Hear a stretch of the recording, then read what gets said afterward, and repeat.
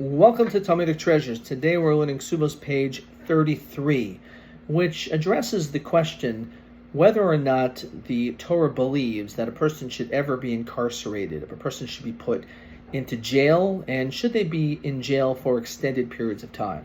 So over here we find a situation where a person had the intention of harming his friend. He hits him so hard that he ends up practically or almost killing him.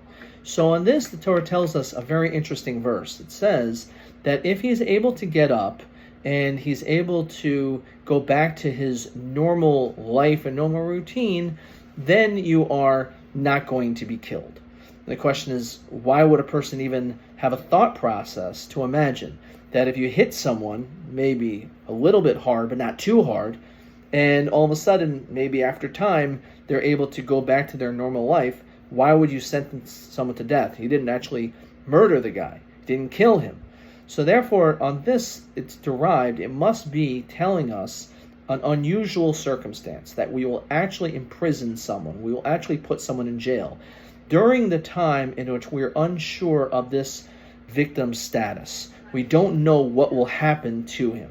So therefore, we will put him in jail, and we will look and wait to see the results. If this person, in fact, dies from the blows that took place, then we will sentence that individual to death for having murdered him.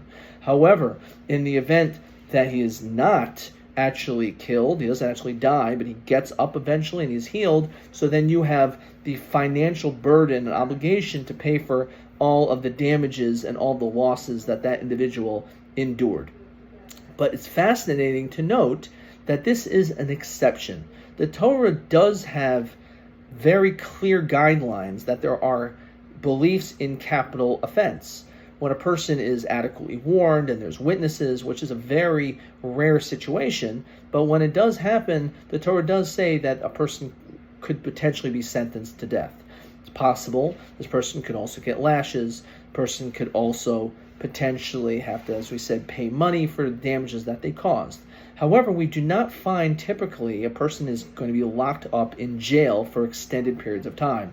Only here, because we don't know what the verdict will be. We're waiting until we find out whether this person will be healed or will die. And therefore, there's obviously a clear point that the Torah does not believe that putting a person in jail is a form of rehabilitation, that a person is going to somehow improve in their life if they're in jail for an extended period of time for many, many years. And perhaps the reason for that is a couple reasons. First of all, the fact that a person is imprisoned for so many years, who are they now surrounded by? Their environment is obviously a negative one. They're surrounded by other criminals. Very often a person could actually go to jail and learn to be more corrupt and more of an evil person, if you will, than even before they started committing crime. In addition to that, the question is, how does that really rehabilitate a person? This individual is just locked in a cell, and obviously there's an element that at least he's not going to harm another human being. But at the same time, how does that really make a person improved? And therefore, because of that, the Torah does not typically believe in incarceration. However, again, under these rare circumstances, to be able to find out the results, then and only then do we lock this person up for a short while.